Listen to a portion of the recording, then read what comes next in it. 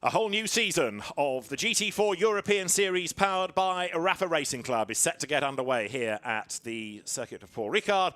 And after free practice yesterday and the paid test, then we have the qualifying session to determine the grid for race 1.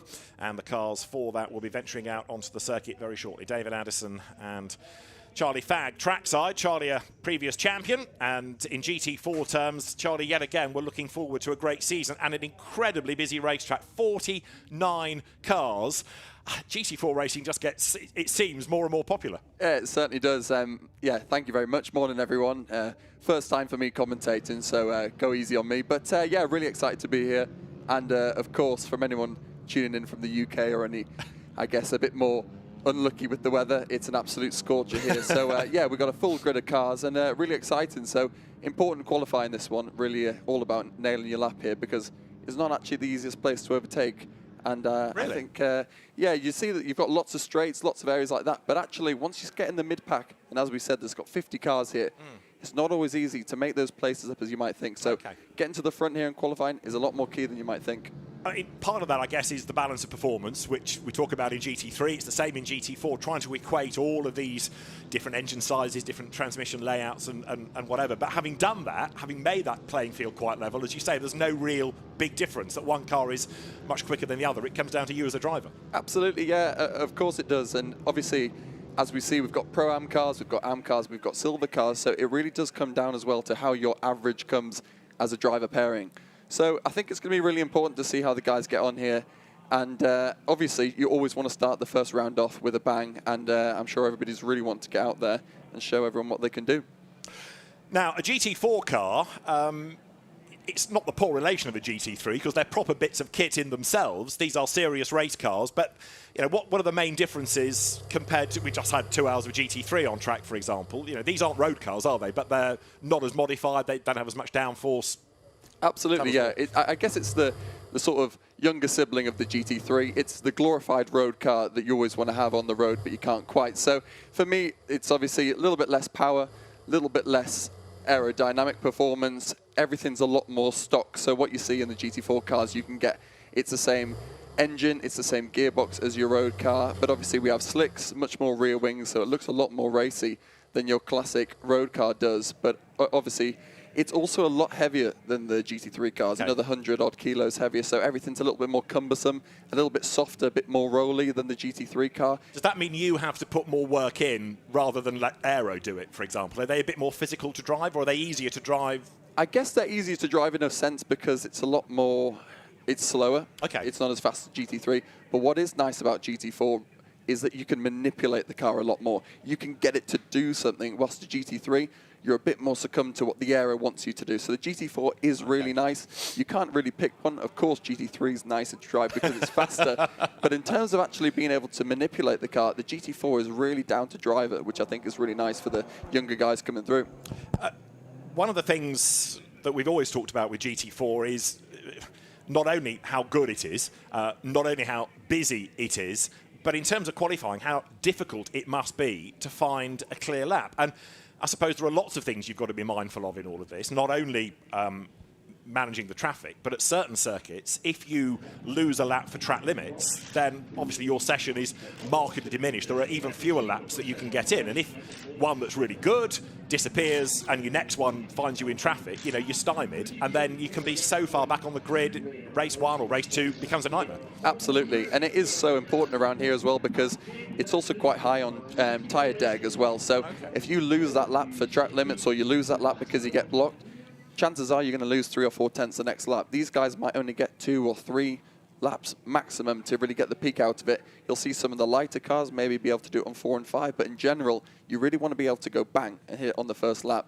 As you go and, as you said, trying to find track space, well, that's good luck with that. I'm still trying to find that one out myself, so yeah, you let me know the secret for that one. And the other fascination in all of this is how different cars work at different circuits. You know, there are some, dare one say, a McLaren always to the eye looks quite aero-friendly, whereas you've got the Toyota Supra there, the new Ford Mustang there, kind of real grunt and go cars that you might anticipate to be good in a straight line. But then what is better in a straight line? Is it horsepower or is it a nice aero-friendly shape? I think you want both really, yeah. which is always the catch-22 thing. It's really tricky because when you come to the first round, you're always hoping, am I going to get the straight line speed? Am I going to get the cornering? And obviously, like I say, you really want an average of both. But until you get to qualifying, when everything's taken off, you're just as fast as you want to go. That's when you see everybody plays the game a little bit. We never want to go too fast in practice. We never want to try too much. You get to qualifying, the gloves are off. So let's see. Do you also find yourself coming up behind another car thinking, oh, right, okay, it's a, for example, Mustang. I'm never going to get past that in a straight line. I've got to reassess my lap now and work out where my car is stronger. Yeah, there definitely are some cars where you think, okay, I know this one's a really quick in the corners. This one's really quick in a straight line. Chances are you're going to try and find everybody's wanting to get that sort of 4+ second gap between every car, regardless if it's your Alpines, your Mustangs, your Aston Martins, whatever it is. So it's really important just to try and get that gap in general. But yeah, you're absolutely right. If you know that there's a car that you're stronger in certain areas or weaker in certain areas, it's really important to make sure you get that gap.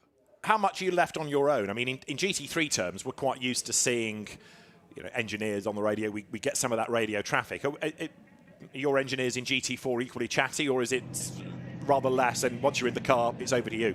It's a little bit more tricky. What you guys might not be able to see is, obviously, we're not running out of garages, so we have to come from the awnings, which are a bit far away. All the guys are either on the pit perches here, or they're on the inside the garages sharing the GT3 stuff. So we just have a lot less data to be able to see than the GT3 guys do. So you actually find that you are a bit more on your own. Once your engineer sends you out, it's sort of down to you. Fair enough. Right, lights go green at the end of the pit lane, so Q1 is underway. This will determine the grid for the first of the two 1 hour races that we have. So 20 minutes, but that doesn't sound like a lot in itself. Take out an out lap, take out your first flying lap, which is your start-up lap. You're getting on for halfway before representative times start to come through.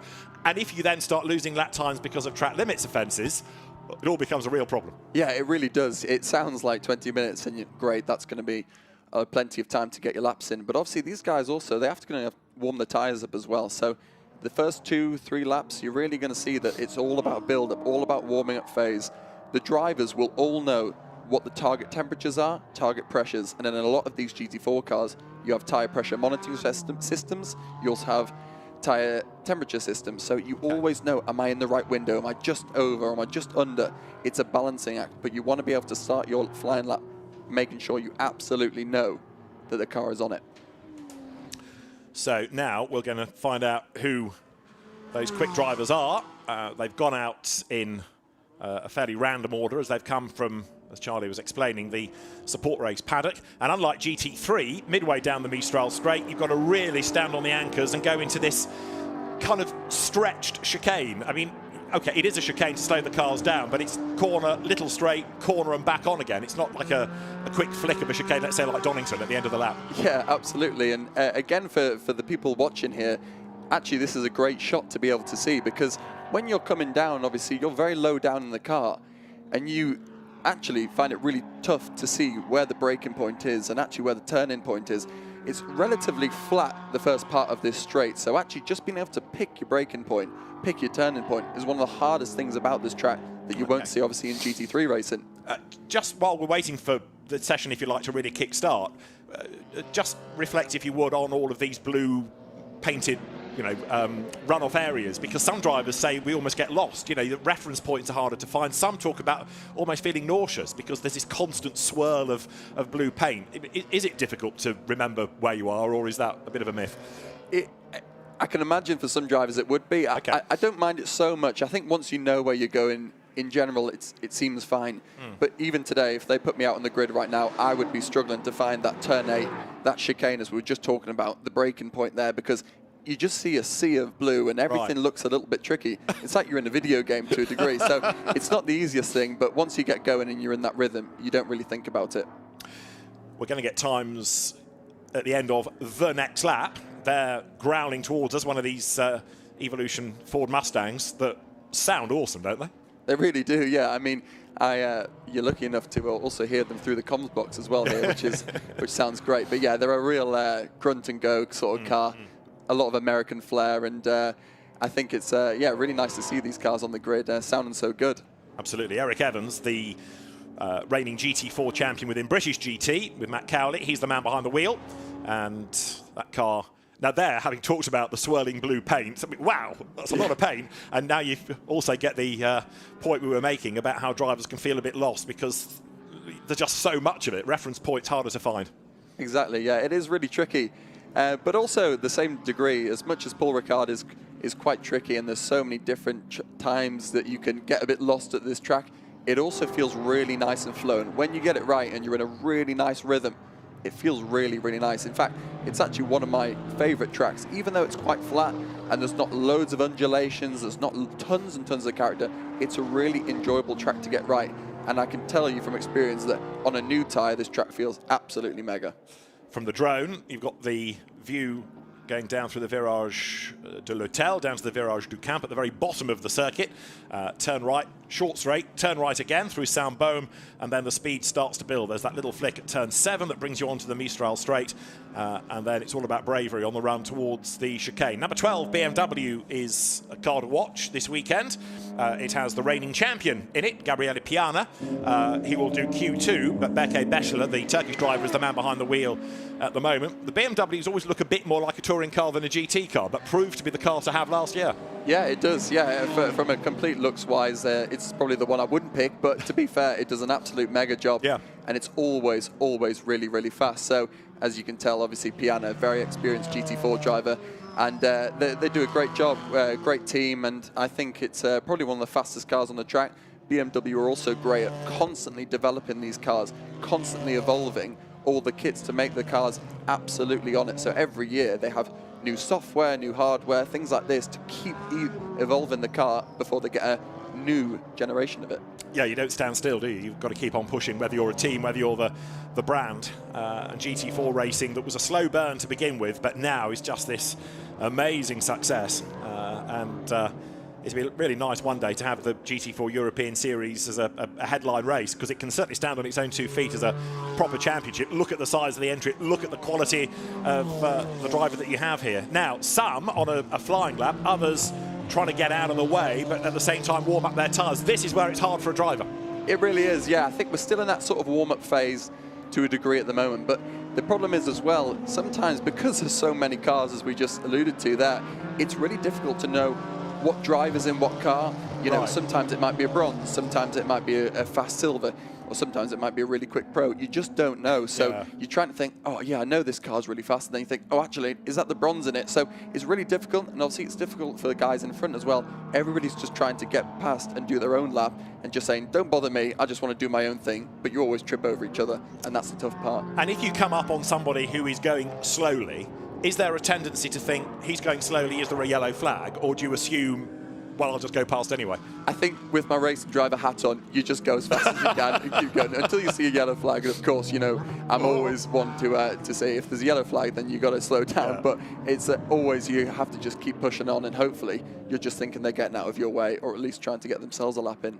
Very crowded house right there. 3 wide we had, including the new Lotus Emira, which we saw at Alton Park last week. A number of the British teams, of course, have had to dash from the northwest of England down to the south of France. The French GT Championship, many of the teams do that. That kicked off last weekend as well. So the teams have had a really busy period, and then 2 races here before they can catch their breath. Fastest car thus far then, the Toyota Supra of the double Scandinavian GT4 champion, Emil Werarge, in number 90, and he is 4 seconds ahead of everybody else, but that's a rather phony gap at the moment because others are still getting into their stride. The timing tower on the screen shows you the order, and all those little green strips means they've done improvements in the sectors. Look for a purple, and that's a really good bit of news because it's the absolute best, and that now means that up to the very top of the times goes the reigning Alpine Cup champion, Laurens Leclerc, in the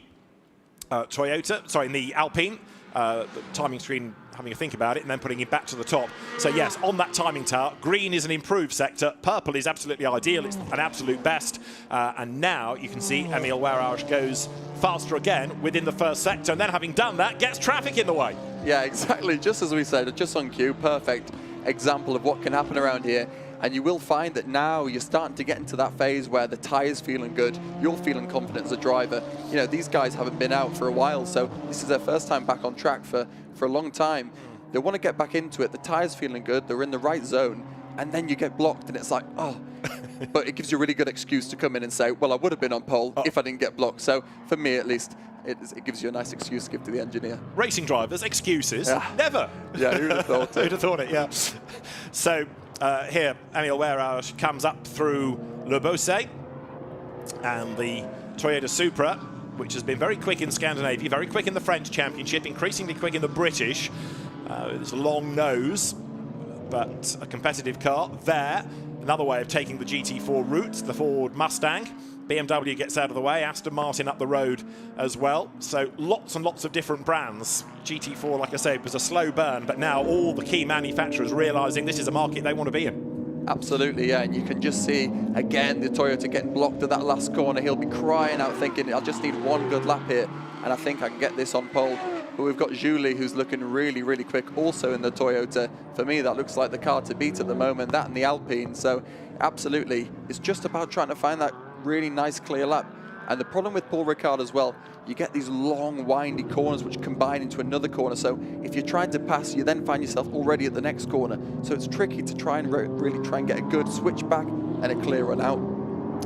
Well, right now, it is Hugo Sasser who has gone to the top of the times then. So number 99, Aston Martin, the fastest. Hugo Sasser, who's been a regular in this championship, I was about to talk about as a double German GT4 champion, then gets dumped down to second, because up to the top of the times now goes Stanislav Sovranov, another of the Aston Martins. But almost as every car comes over the line, the order's going to shuffle. Yeah, and it will be like that for a couple laps more, I believe. So this is the part where you just really want to absolutely nail this lap, and you'll just find that all these drivers, especially with the experience that some of these guys have got through here, will just know Ricard very, very well. You can see Ibanez all over the curb there, really trying to utilize everything. This Mercedes has got such lovely torque, lovely traction, that it's all about mid-corner grip in this car. Really nice way to sort of feel a GT4 car, nice and light and nimble. Front engine, so you've got all the weight on the front of the nose. So it's a great car on the brakes, and also got lovely traction as well. Now, another experienced GT4 racer is Luc Ibanez, who we've seen over the years, initially in Ginettas, more recently in Mercedes. And he was a bit of a thorn in your side in your championship year, wasn't he? Because he was always there or thereabouts. Yeah, he certainly was. It's really nice to still see him in the championship, and obviously still doing a good job. It would be really nice for me as well if he puts it on pole, because it'll make me feel like if I was still in it, I could do a good job too. But yeah, and Racing as well, been in the championship for a few years now. They do a very good job. Really the sharp end in terms of the teams here, real good quality. So yeah, he was definitely a thorn in my side, and great to see him back, and hopefully he can get the championship win this year. There are people that switch from GT4 to GT3 and back again. There are people that do, you know, the two classes of a race weekend. How easy is it to do that? And is there a bit of an art? You know, do people become GT4 specialists in the same way that they can be GT3 specialists? Yeah, they really do. The difference of driving style is quite impressive. It's so much more about patience in these cars, about really using because they don't quite have the aerodynamics that the GT3 car is. It's all about stop, turn, go, using the brake to stop the car, using the throttle to fire out the corners really nicely. So you do totally get GT4 specialists. To do the same on the race weekend where you do GT3 and GT4, that's really tricky to be able to swap, especially at the level these guys operate at as well. It's okay if you just want to have a bit of fun, but if you want to operate at the top level, really tricky. Just talk to me about tyres for a moment, because as we've been making the point, it's only 20 minutes. How many runs do you do? How many sets of tyres do you work through in 20 minutes? So you'll just do the one set of tyres, but because obviously we don't have any tyre warmers at the moment, you're generating all your heat by yourself, and this is quite an interesting thing now we're getting within GT racing that many championships are starting to adopt now, and I actually think it's quite good, especially for the younger drivers, to learn how to start to warm a tyre, how to make the tyre feel like it's in the right window. So this is why 20 minutes sounds quite short, but actually when you get through it, we're starting to see the time still unfold now, because eventually the tyres will start to get into that window, and it's all about how can you generate that tyre temperature properly? How can you generate the pressures really nicely? So a lot of it more is down to the driver now than just banging on a set of tyres that are right temperature, come out the oven perfectly. You've got to go and really nail it. So Luc Ibanez, we were talking about earlier, he is now the fastest on a 2:12.1. Charlie will now say that he would have done a 2:11 been faster. But anyway, Luke Ibañez is the quickest and might be quicker again because he's done an absolute best within the first sector. Second sector was down a little bit, and then Josh Ratican for Eddie Ives' Elite Motorsport team with the McLaren has gone second. The car that we're looking at is number 20 Mercedes of Denis Bulatov. That's 9th. And he's done a personal best, and then he's dropped a little bit of time. It's the middle sector that seems to be catching out 1 or 2. But even when I say they've dropped time, I mean, that could only be a thousandth of a second compared to their earlier best. It's a notional drop in a way. Absolutely, yeah. And what you might find as well through Paul Ricard, the first sector, we only really come through about 5 corners. So actually, quite easy for the car, quite easy on the tyres. It's when you start to get through that long straight, then you've got the chicane into sector 3 as well, that you find the tyres just starting to stress, it's starting to overheat slightly. That's where you might find that you can gain in sector 1, but you might lose in sector 2 or 3. So Stanislav Savronov is the next one to have a look for to see what he can do when he crosses the line, and he's up to second fastest. Number 7 then goes second quickest. That's another of the Astons. Enzo Julier now goes to the very top with the Toyota 211.6. This is 78 McLaren, Josh Ratican at the wheel. Part of that huge intake over the years out of the Ginetta Junior Championship that's gone into GT4 racing. Absolutely, and interesting as well when some of these lads are still with Elite Motorsport. Yeah. It's where he started his career in Ginetta Juniors. True, yeah. He's still with them now, and you know, obviously Josh is a young lad. It's really nice actually when you have that sort of, I guess, more of a family sort of feel within the team. You feel like as you start in your career, sometimes it's always nice to have a bit more of a familiar face where you know the team manager, you know the team, you know all the guys. It's just a bit nicer. It makes you a bit more relaxed. I remember when I first started, I actually moved over to some of the Asia teams. I raced in China GT, and it's great for character development, but it is a bit, oh, I'm out my comfort zone. So if you can sort of stay with the team for a little bit in your early days of your development, it's actually really nice. It just makes you a bit more comfortable and allows you to sort of grow at a little bit of a faster rate. Eddie Ives' team came to GT4 European Series last year and were winners by the end of it. So new circuits to them, but winners by the end of the year. So right now, what have we got on the clock? 4 more minutes of this first session. Now, John Lancaster here, driving with the man behind the RAFA Racing Club, Rafa Martinez. John's CV I won't launch into because it's quite a long one. There's only 4 minutes left, but a very, very experienced driver, whether it's single-seaters, whether it's sports cars. And now he's not really, apart from the pure McLaren trophy last year, not done much GT4 style racing, but that won't faze him. Not at all. I know John well. He's a good man from the north, so a proper man in my eyes, and he does a really good job. He's obviously not just taken on the role of being a professional driver, but also will be coaching Rafa as well, and he'll try and make him develop as much as he can. And I think any car you give John, he'll get relatively the most out of it. He's a really good guy, and the McLaren obviously looking quite good around this track as well. So hopefully he can put in a good lap. He's on the edge there, isn't he? Up the curb. That pushes him deep into Le Beausset. Rattles up the curb. There's a lot of effort being put in this. There really is, yeah. I think this gives a good indication as well as how much you can try and really manipulate the car. Looked like it was a little bit sketchy on the brakes, and then he just got a bit mid-corner push through there. So when we say push, you got understeer. That's when the car just won't turn anymore. It doesn't matter how much steer and lock you add into the car, it just will not turn around the corner. So looks like he's got a little bit too much understeer for me. I'd definitely be on the radio telling the engineer, you've got to sort this out because it's definitely not me in the car that's doing this. So John Lancaster goes through. Part of the compromise in this, of course, with 2 drivers is that the car has got to work for both of you, and that's a Pro-Am entry. Presumably, therefore, it's got to work, if you like, more for the Am than the Pro. John, with his experience, can kind of drive around a problem, whereas it's got to be just right to get the most out of Rafa Martinez. Absolutely, and you also find that as a Pro, you sometimes have to give away a little bit. You might think, okay, well, as long as it's okay on the rear, because obviously the rear grip is confidence. That's where the AMs that really want the rear to be nice and settled. But John might go, well, it's a little bit too much understeer for me, but that might be perfect for the bronze. He might think, well, as long as the rear's settled, that'll give me a lot more confidence, because if John will find a 10th or 2 here and there, well, that doesn't really change too much. But if his bronze can find 4, 5, 6, 7 tenths, that could make all the difference. Sure. So Hugo Sasser you're looking at, he's currently 3rd fastest, and he's still pushing because on this lap he has done a personal best in the middle sector, another element of the team, the driver thinking here. I suppose late in the session, if the lap is coming to you, you want to finish it and improve. But if you're down in the sectors, would there be a call to just forget about the lap, come in early and use that time to get the incoming driver settled for Q2?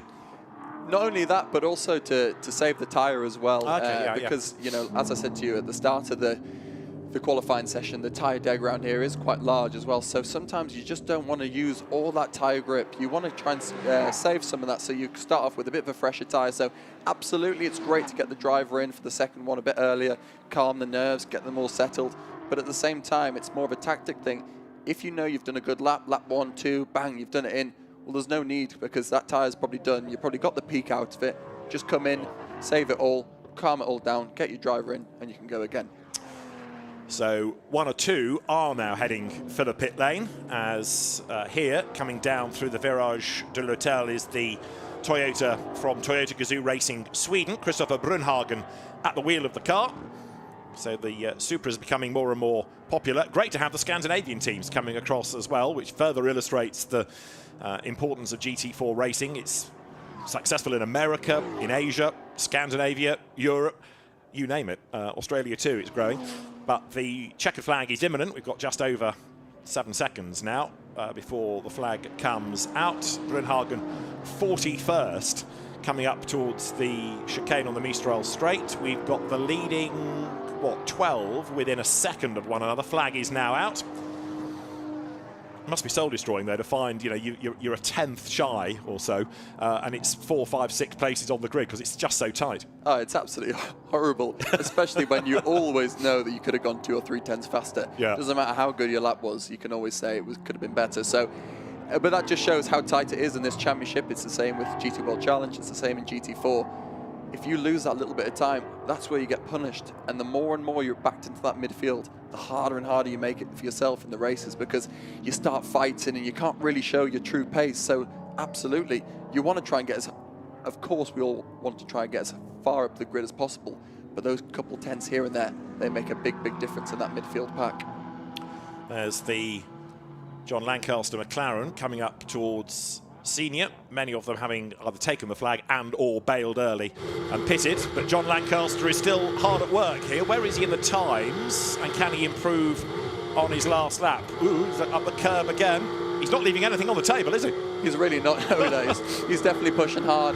Maybe I just think the tyres just started to get away from him a little bit here. 2 yellow sectors as well, so no improvements. It'll be interesting to see if John finishes this lap. Maybe he thinks it's a bit more in sector 3, or does he just go, do you know what, let's give this up, change over to RM and see if we can get a good one for the second session.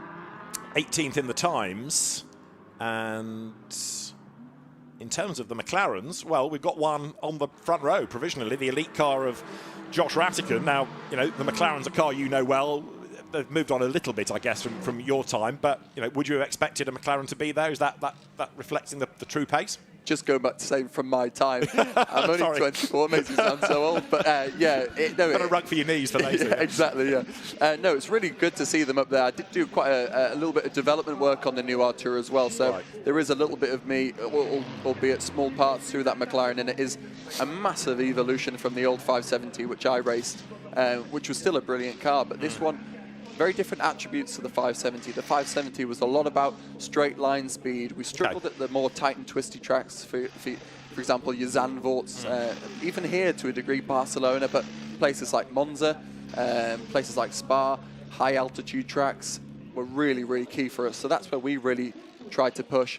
But you see the new Artura, it's more of a well-rounded car. McLaren have done a really brilliant job at making something that's a bit more raceable, that's a lot more track friendly as an average. You know, you could go to any track and it will be does well here.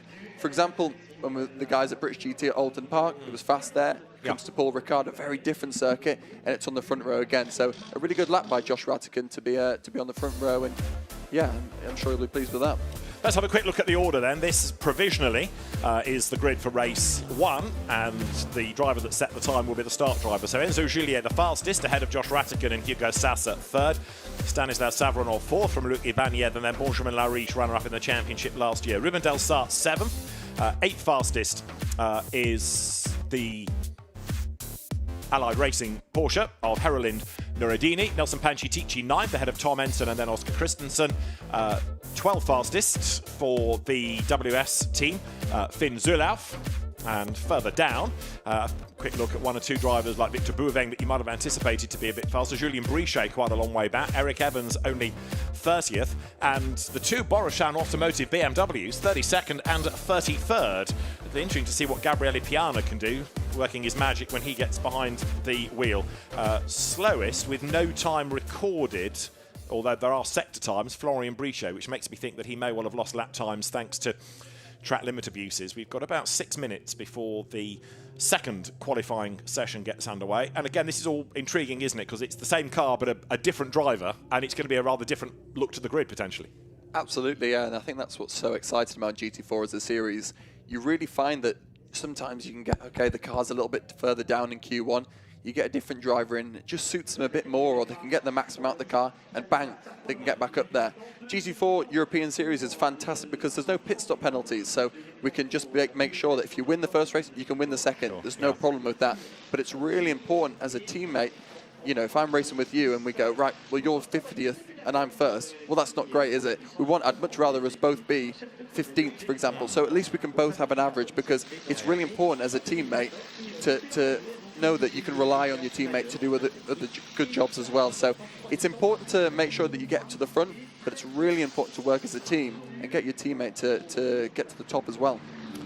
Thanks for that glowing optimism in my ability. 50th, he said. There's only 49 in the entry. And by the way, I don't want us to both be 15th, obviously. And I think you're a lot better than that, Anders, so don't worry. Well recovered, Charlie. Right, so we're ready then for Q2. Still, though, of course, the stragglers coming into the pit lane. So they're going to be on the back foot, because some potentially are leaving to get into Q2. Others are still getting the incoming driver strapped in. And then it becomes a bit more of a panic, I guess. It does, yeah. And a bit like what we alluded to before. It's so much nicer just getting in the car, having a bit of a time just to heavy breathe, just let's think about it, nice and calm, jump in. And of course as well for the mechanics, they've got 5 wheel nuts to undo, they've got to do 4 tyres, get them all on, so actually that'll take a minute or two as well to do that. Which would you rather be, Q1 or Q2? Do you get a bit more time to prepare if you're Q1, because you're sort of sat in the car for longer rather than being, if you like, thrown into it now? Selfishly, I always like Q2 because you can't refuel in these sessions, so it's always on a lighter car. Yeah. The track evolution tends to be a bit better, so you always look better in Q2, even if you're not necessarily are. What's also nice as well, because I'm a bit lazy, I don't like going down to the grid nice and early, so I just walk over to the garage, just chill out, just have a nice bottle of water, just relax, and then I'll just jump in the car. I don't have to go to the assembly area, wait for 5-10 minutes, and then get going. So, yeah, Q2 for me. I suppose there is that element also. If you are doing Q1, you're strapped into the car for longer, you're getting hotter, there's no air circulating, so a relief to actually get going. Yeah, exactly. And I think a big problem, and I'm sure a lot of drivers will agree with me, if you have too much thinking time, especially for us, some of us are not the cleverest, and definitely think that one of them is me, but you have too much time to overthink or over-worry. Maybe you've not had the best practice. Okay. Maybe you've been a bit off, or you've had a few issues with the car. It's not just feeling as good as you'd want. You start thinking, oh, what gear is it for this corner, or I'm not very good through this bit, and it starts, you start to get the monkey mind starts to become a little bit overpowering. You think, oh, now I'm actually a little bit concerned, or now I'm a bit worried. Instead of just getting in the car, feeling fresh, you've got 2 minutes to go. All right, off we go. You haven't even got time to think. You just let the car do the work. And actually, that's when you feel at your most zen. So that's the way to do it, everybody. Right, we are almost good for Q2. Vinny Beltramelli for number 24, which is the JSB Competition squad. Julien Brichet's team, JSB, with the Porsche Cayman, the 718 iteration of these GT4 Club Sports. Pit lane getting busier and busier, because what you'd like to be, I suppose, is out early, either with, to be first in the queue, clear road ahead, or at least try and jump to the front of the queue. Other than that, try and time it so you're last out and all the traffic's gone. But then the danger is you're starting a quick lap, somebody's finishing a quick lap, and then you lose track position or you get in the way, and you've got to manage that. Yeah, there is no real formula to what is right here or what's wrong. It's a bit more play by ear. What we used to always do, we would always wait for the bulk of the cars to go out. They'd get to Sector 3, and when they got to Sector 3, that's when we would go out. Okay. And that's when we tried to get the clearest air. It didn't always work, but when it did, we thought that was probably the most consistent thing to do. But in general, what you see now is get to the front of the queue. You can then dictate the pace. You can let people by if you want to, or normally don't let anyone by at all. So it really is different games you'll see from different teams. But like I said, there's no right or wrong thing to do until the end of the session. Then you can go, well, that was wrong, or that was right. I suppose it depends a bit on the lap, doesn't it? Because here it's a nice long lap. Let's say in the days when the championship raced on Brands Hatch Grand Prix circuit, you know, you haven't really got that luxury of waiting too long because the cars that are first in the queue are back round even as the pit lane's emptying almost. Absolutely, yeah, it's completely true. The good thing about this is because it's going to take 3 or 4 laps to warm the tyres, everybody has a bit of mutual respect and they all know, well, we're all just going to weave, we're all going to warm the tyres up. You do your thing, I'll do my thing. I don't want to trip over you and you don't want to trip over me. So you also do have a bit of a gentleman's respect where you think, okay, look, we all want to do our best. Whoever's the fastest is, that's how we want it to be. Yeah. But we don't want to get involved with each other. We don't want to cross over each other. But like you say, it's a lot easier here than it would be at a Brands Grand Prix, that's for sure. True enough. So then the queue of cars is building, and when the race director, Joel Dorval, is happy and the clock's hit 11:45, he'll give the indication that the green lights can be shown, the green flags can be shown, and then 20 minutes will be underway. Porsche's to the front of the queue. It's a long, long pit lane here as well, and it's that slightly strange approach to the pit lane. You look on the pictures and you think a car's run off the road, but of course you just sort of dart right, don't you, coming into the penultimate corner and head for the pit lane. Absolutely, you really do. And the other thing with that as well is there's actually a lot of time to be had coming into the pit lane. I think what people might not appreciate is how much time you can gain on an in lap and an out lap. If you can push that pit lane, obviously as long as you stay within the white lines, but if you can push that pit lane nice and hard and really get it into the pit lane, bang, get down to the pit lane speed limiter, you might gain half a second or a second, which is crucial when you can undercut a car. Just thinking ahead to the race and thinking pit stops as well, once you're in the pit lane, there's quite a lot of emphasis, not just on the driver, but on the car controller as well, in terms of not releasing before the Delta pit stop time. You don't want a penalty for being short on the pit stop. Absolutely, of course you don't, and it's really tricky, and that's why also it's hard as well if you get sort of, okay, you get allocated to the garages at halfway down, because again, not only are you struggling to get into the box, but you might also struggle to get out because different people pit at different times, so it's actually very tricky sometimes. I definitely wouldn't want to be a car controller. That's one thing that'd be a nightmare. Not only is it a bit frightening, but also it's a bit too complicated. And I think, yeah, we'll leave it to those guys. But you can see you've got the Pro Sport Aston here just waiting, and they might be doing what the tactic we used to do. Let the cars go out, let them get a bit more gap and a bit more time, and then we can start to go and have a bit more clear air. So the pit lane is gradually starting to empty. So out they all pour, and the Ford Mustangs, the Porsches, the Mercedes, the McLarens, the Toyotas, the list of brands goes on, coming up towards the chicane on the Mistral, where again, we've seen in the past, try and dive bomb on the inside. If it works, you look a hero, but it is easy to clutter into the traffic. Yeah, it certainly is, and very bumpy through that corner as well into the chicane. You might not see that, but because these cars have got ABS and they're very much all about the electronics is what we have here, it's really hard sometimes. If you just get the brake a little bit wrong, hit that big bump, you get hard pedal, which what means you just can't slow down, a bit like when you hit your brake pedal hard. Got a yellow flag already in the first sector, so somebody has had a drama leaving the pit lane, potentially. We'll try and work out who it is. We've got a tracker map, and number 131, the Mathieu Casalonga Porsche, doesn't seem to be circulating. Ah, red flag now, oh dear. So that must be a car in an awkward place, possibly down at turns 1/2 at the Verrières S's. So everyone's going to have to come back to the pit lane. The clock stops, and there's the Porsche, the purple Porsche. So it's ground to a halt on the outside. Doesn't look damaged, does it? But it's certainly not going anywhere.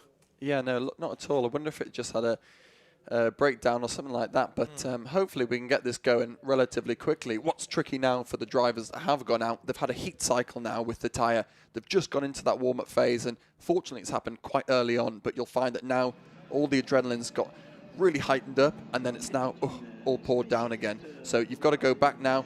The tyres are going to cool down again, and then you're going to have to get ready to go back out and warm them up. So it might only seem like, okay, we've lost 2.5 minutes. But actually, that might make a little bit of difference to some drivers that went out really early and some drivers that didn't at all. And as you say, it might only be 2 minutes, but effectively now you've got a 18-minute qualifying session, not a 20-minute session, because you've still got to go and do that out lap. You've still got to do a start-up lap before you can do a time. And you've got 18 minutes now, not 20, in which to do that. Yeah, exactly. So it's this is all the difference, and this is what you don't see from the driver's mindset as well. That now they've got to take this on board, and it's really interesting as well. You'll see from drivers that have done 2, 3, 4 maybe years in the championship, they'll be able to deal with this a lot more. It's obviously what you sort of learn in the junior categories as well. But you'll find that some of the drivers that just had a bit more experience, yep, I've dealt with this before, this happened last year, or I've done this before, so they're a lot more calm. For some of the newer drivers, this might be like, oh, I just wanted this session to go nice and smoothly. So it will be interesting to see how some of the drivers react to this. Mathieu Casalonga's Porsche, and he's a soloist, he's doing both races on his own, being towed away. So it got through Q1. By the look of it, it also did have dramas yesterday or on Thursday in the paid test, because you can see the front of the car is not the same purple as the rest of it. But the teams all queued up in the pit lane. Some never got out, of course. Those that were, as Charlie was suggesting, are waiting till the first release cars get to Sector 3. Well, by that stage, they've been a red flag, so they haven't moved at all. And those that were at the front of the queue first time around certainly aren't this time. Exactly, yeah. But going back to the guys that didn't go out at all, they'll feel like they've had a bit of a win. They haven't gone out. They haven't stressed the tyre at all. They haven't done anything to put this tyre through a bad heat cycle. So actually, they'll be thinking, I think we're in the box seat. Okay, it's only been 2.5 minutes, and we haven't done too much on the tyre. But even still, they haven't taken any life out of it, and they'll be thinking, yeah, I think we're on for a decent one here. Now, when you cause a red flag, you lose your best lap time, but on the basis that there hadn't been a time done by Casalonga, well, it's going to be at the back anyway, it kind of matters not. So engines are firing up. I don't think we're far away now because the fast lane is open. That means cars can start to queue in the pit lane, and very shortly they will be released. Fans looking on. We've just had the Lotus Emira join the queue below us. You can see there that line of cars starting to grow. It's a quirky pit lane here as well, because there are garages either side of the timing line. So some are in the pit lane before they finish a lap, and others complete a lap in the pit lane and then do their pit stop, which on occasions can perhaps throw the brain a little bit. But for qualifying, it's not quite so important. Number 15, Mercedes, we were talking about in the context of Luki Banyeth earlier on. That is now Alex Papadopoulos at the wheel of it. And the sister car has the redoubtable Sri Lankan driver Dilantha Malagamua, who has been racing for what feels like an eternity. He's a regular in Europe, the television presenter. And there aren't many things Dilantha hasn't raced over the years, but it's good to have him in GT4 as the green lights go on then. Everybody scrambles out of the pit lane, and this effectively now 18-minute session is underway, with Alexander Weintraub being first out this time in the Aston Martin. And Rafa Martinez, championship sponsor through RAFA Racing Club, on board with him in the McLaren. And he's got to get himself settled in, up to speed, find clear road, do a lap, all of the above. Absolutely, yeah. And, you know, first qualifying session of the season as well. As for a bronze driver, it's always where the nerves feel a little bit more. So he'll obviously been speaking to John, his teammate, John Lancaster, who's just got out of the car. He'll be going, Rafa, this is how the car felt, just to give him some sort of tips and advice to go out to make him feel a little bit more calmer. And then when he goes out on track, he knows a little bit more what to do. Pit lane emptying. BMW on track, you see, of the Meloni dad and lad, Paolo and Davide, his son. Others now trying to get the tyres up to temperature, bit of weaving. And at the same time, you've got to be mindful of traffic for fear of weaving into somebody else that's charging past you, because as well as getting tyres up to temperature, people are looking for clear track space. Yeah, you really are, and you can see the Alpine going through there on the McLaren, and this is all part of it. You just really want to get on with your session. It's almost annoying that you've got to share it with all these other 48 or whatever cars that you've got on the grid. You just think, I just want to do my own thing. I just want to go out and get a nice clear lap, but this is part of it. This is what teaches you, because I guarantee you 90% of these drivers will want to go into GT3 one day, and then you've got even more cars, and it's even more tricky. So this is just great learning for all the people that are really wanting to get more into racing, more into GT3 racing, because it's going to be the same wherever you go. Great shot from the drone looking down at the exit of turn 2. The BMW there has got the road to itself. And then it's hard on the brakes down towards this quite twisty section, isn't it? You've got this sort of S here and then another sharp right. Yeah, it's actually a really nice flowing part. You've got a really slow speed corner here at turn 5. And then as you come to turn 6, what looks like quite a tight corner, you release it all the way out to the blue line on the exit there. And then you drag it back to keep turn 7 nice and easy flat. So it's actually, again, like I was saying before, lovely fast and flowing through there. They're obviously all just weaving to try and get some temperature in these tyres. There's still some cars come out the pit lane. But in general, this is a really nice start to the lap. It just gets you into that flowing feeling before you hit to sector 2, which is a little bit more stop-starty.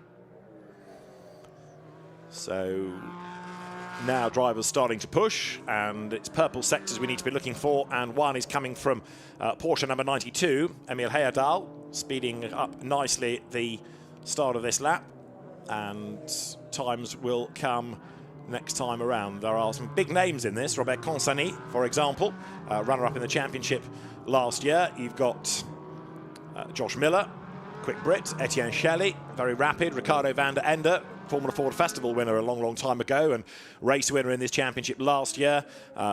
Further down the order, there is Matt Nicol-Jones and his sister car out of his Academy Motorsport table, driven by Marco Signoretti, Ginetta champion Matt Nicol-Jones.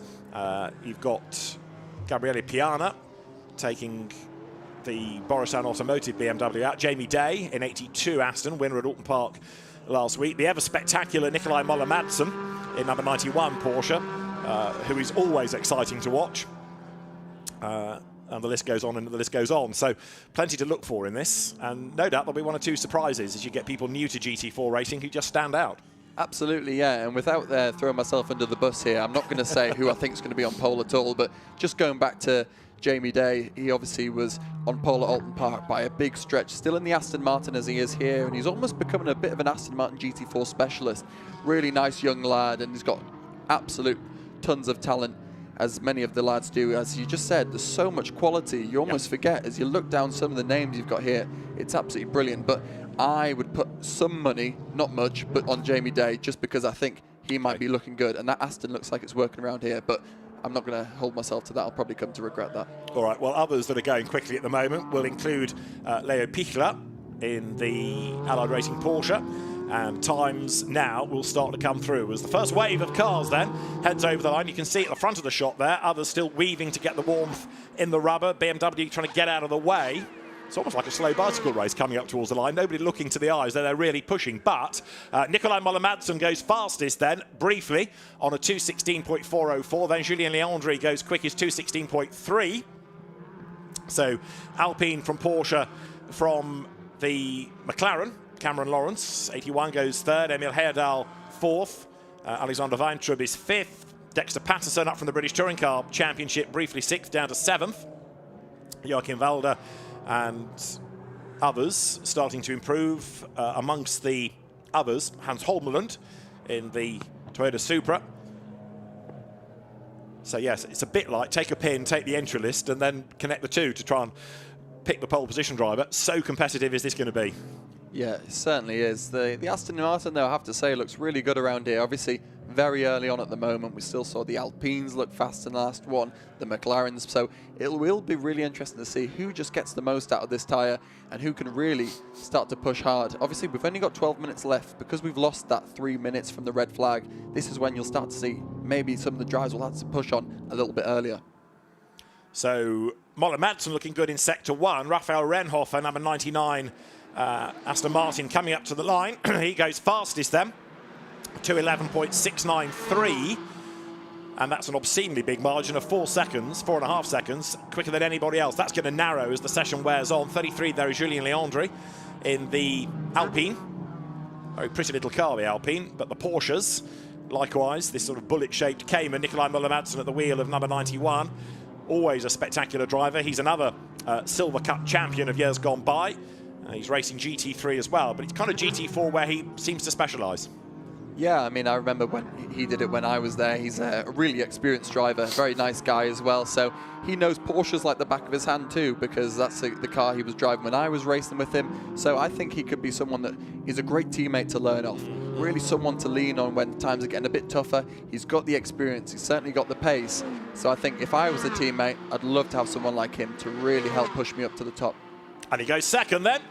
So Raphael Renhofer ahead of Nikolai Müller-Madsen. Third quickest now is number 81, the RAFA Racing Team McLaren that Cameron Lawrence is behind the wheel of.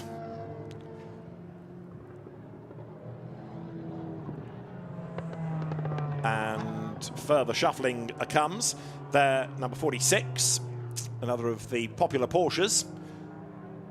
So for the JSB competition team, that car getting out of the way. Vinny Beltramelli pressing on in the sectors as well, improving in Sector 1 and Sector 2. Number 46 then, which is now Jean-Laurent Navarro at the wheel.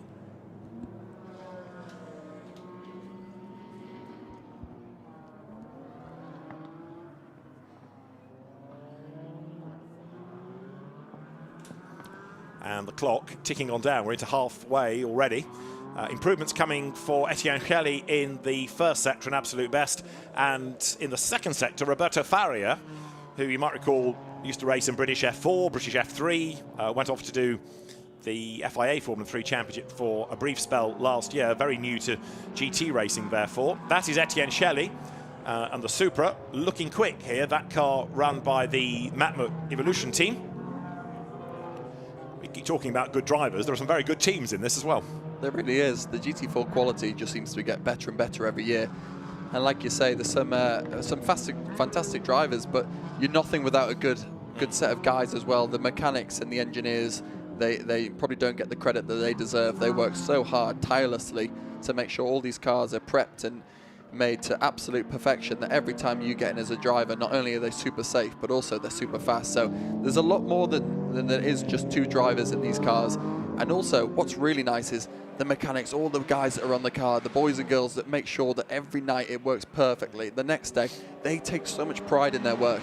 And just as much as you get so much enjoyment from a win as a driver, they get just as much as well. So it's really important that you get the results, because it keeps the team motivated, it keeps everyone together, and it's much more important than just enjoying it as a driver.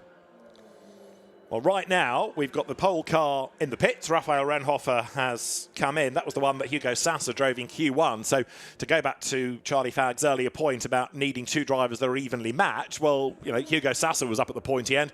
Renhofer is currently the fastest. That, therefore, looking good. Both sessions, both drivers of a good pace.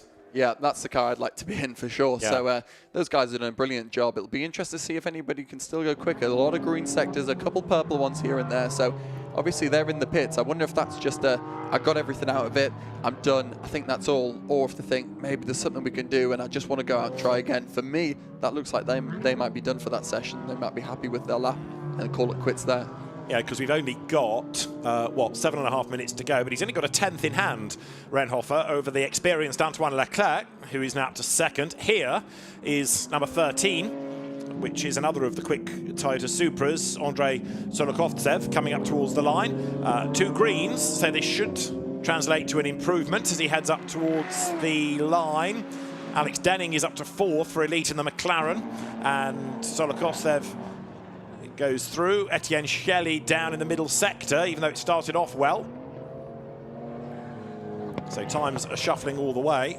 There's also, of course, track limit transgressions to factor in for 1 or 2. But Etienne Shelley, a little bit down in the middle sector. The first one was good. Is it good enough to put him onto pole position here? Can he find 0.2 of a second?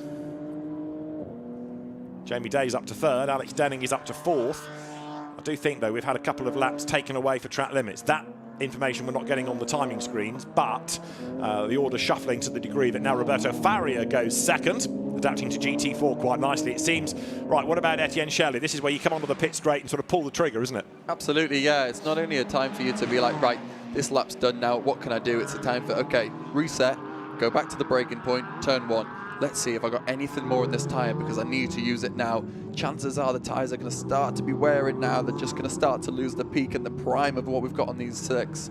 So you probably find, okay, I might have 1 lap more here. I need to absolutely nail it. So just getting yourself ready to really attack that braking zone, get it into turn 1, get into turn 2, check the delta. Am I up? Good. If not, bad. And then you think, right, let's keep going on the lap and let's keep trying to work. Obviously, there'll be some corners where the tyre's just stressing a little bit more and you won't find any more grip out of it. There'll be some times where you think the fuel load's burning off, so you're a bit more quicker on the straights. It's always that toss-up.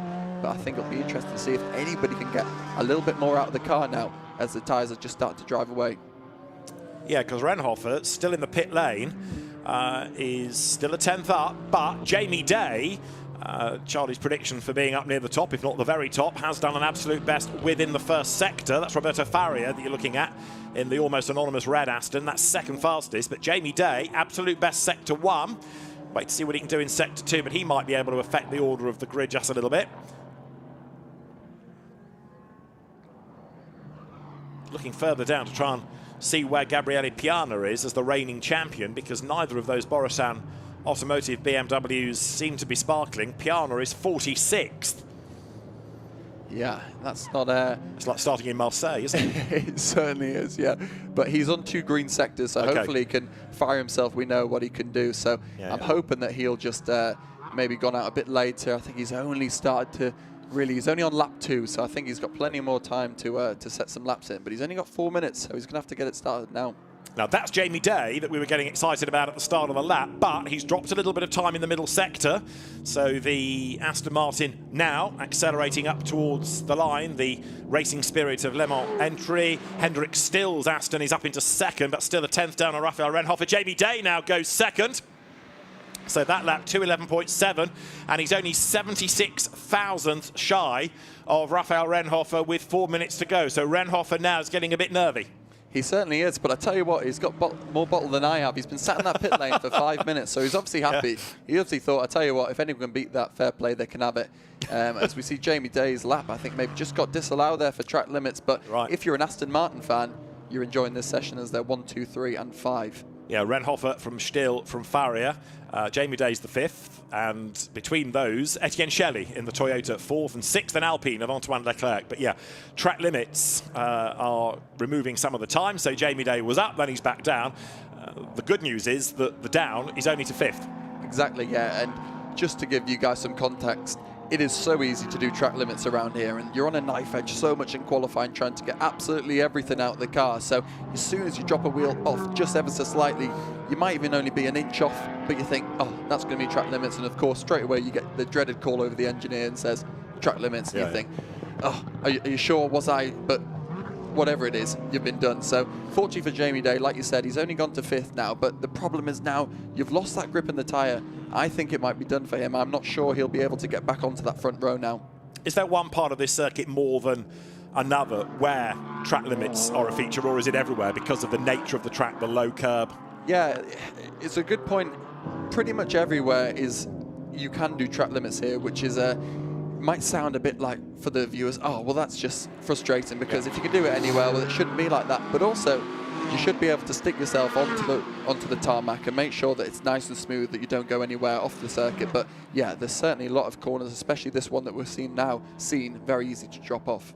We have a new pole position time. It's still an Aston Martin, but it's the car of Hendrik Still, switching from Porsche to Aston for this year. He's fastest by 52 thousandths of a second as you look at Robert Consani. Now, this is a race-winning driver from last year, the runner-up in the championship of last year, and yet that car is only 14th fastest, and it's not improving in Sector 1 or Sector 2 on this lap. So the Audi really struggling, it seems, here. There aren't that many Audis in the entry. This is the best of them, but it's not really come alive, that car. No, it doesn't look like it is at all. It's going to, again, be tricky to try and get this next couple laps in, see if he can improve at all. The difference is, though, if he can just find a few tenths of a second, that'll leapfrog him in straight into the top 10, which is a massive difference in this championship. So still all to play for, even if you can't get pole. Sometimes if the car's not quite there, the BOP is not quite right, or you're not quite feeling right in the car, okay, you can't get pole, but can you still maximize what you've got? And that's the biggest difference here. So there, over the timing line goes the Julien Leandri Alpine. Robert Consani going through there, and still 14 fastest. And I think he's going to be on his last lap of the session as well now, because there's less than a lap time left in this qualifying period. One of the elite McLarens, I think, is done, and Bales gets out of the way, coming up towards senior, although that's a very slow McLaren just in the background. 55 Alpine swings by, with Laurent Hergon at the wheel of it, who specialises in those cars, former Alpine Cup champion. good in sector 1, lost a bit of time in sector 2, back almost stepping out of line there at Le Beausset. The Alpines always look a small car, and one often thinks of them as being a bit breathless against some GT4 cars, but yet they deliver. They really do. They're so nimble. They're so fast through those corners. It was so frustrating to drive against one of them in the McLaren, which couldn't have been more opposite. We had so much straight line speed and no cornering. They had so much cornering and no straight line speed. They have changed now. They have been able to develop a lot more straight line speed, but they're such a nimble car. They look really fun to drive, look really nimble. So what you see is what you get with this car. It is a real fun, playful kind of car, but it's fast, and there's no reason why that can't get to the top. As we can see, one of them, Antoine Leclerc, in 6th place there in his own. McLaren still pressing on, but the checkered flag is imminent, so these cars will just escape onto another lap. But then the checkered flag will be shown. Many already actually bailing, just going back to the point we were making in Q1, because if your last lap's not looking to be an improvement and the tyres are past their best, then there's no real point taking the life out of them. So in they come. But 1 or 2 are still pressing on. There are improvements in sectors, and in fact even 1 or 2 who did improve, like Antoine Leclerc on his last lap with a personal best in the mid sector, then pits at the end anyway. Exactly, yeah, and that's the thing. You always think, right, we'll keep pushing on, and then comes to the end, you think, right, it's time to pit now and just get through. Just been keeping an eye on Gabriel Piana, who's only still on his 2nd real push lap properly here. He's just jumped himself from the bottom right to 25th, and he's on a green sector now, so it'll be absolutely integral that he can try and get himself leapfrogged into at least the top 15 to give him a chance for the race. Yeah, I mean, the BMWs as a brand struggling. The best is only 13th, Ricardo van der Ende. And actually, you can't necessarily put that down to just how close it is, because even he is over a second away from pole. You know, you're not talking lots of cars split by 1,000th, as we were in GT3 earlier on in the day. Tom Leben has done a personal best and now an absolute best in the first sector for the McLaren. But yeah, the BMs are struggling a bit.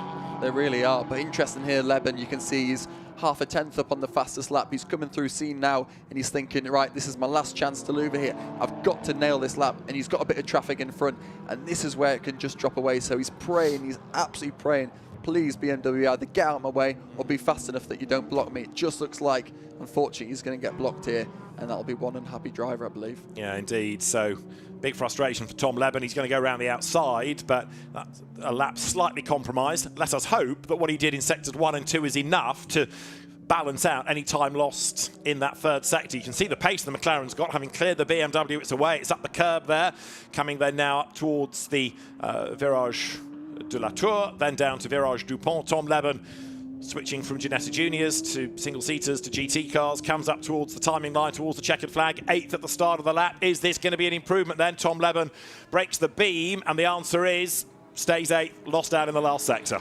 Yeah, gutted for him there. He'll be absolutely devastated that he just couldn't have kept that, because he still just nearly improved on his lap time anyway with that. So the only good thing I'd be thinking if I am Tom Leben is, okay, I didn't get the most out of it because of the traffic, but I was able to do my lap on lap 8 when the tyres are at their oldest. That's going to give me really good information for the race now, because if I can keep that pace when the tyres are 20 laps old, then we could be in for a really good shout at the win here.